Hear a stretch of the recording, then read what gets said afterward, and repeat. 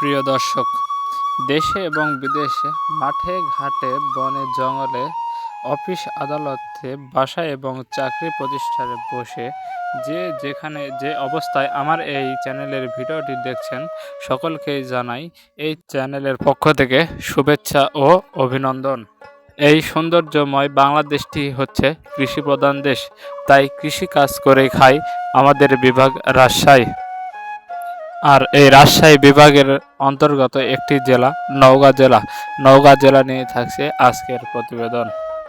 সারা বাংলাদেশে সর্বোচ্চ ধান উৎপাদনকারী জেলার নাম নওগাঁ জেলা এবং পাশাপাশি সারা বাংলাদেশে সর্বোচ্চ আম উৎপাদনকারী জেলার নাম নওগাঁ জেলা।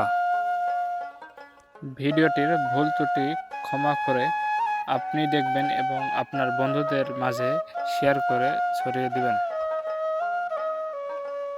নওগাঁ জেলার অধীনে মান্দা উপজেলার রাস্তা ও নদ নদীর ভিডিও চলুন দেখে আসা যাক।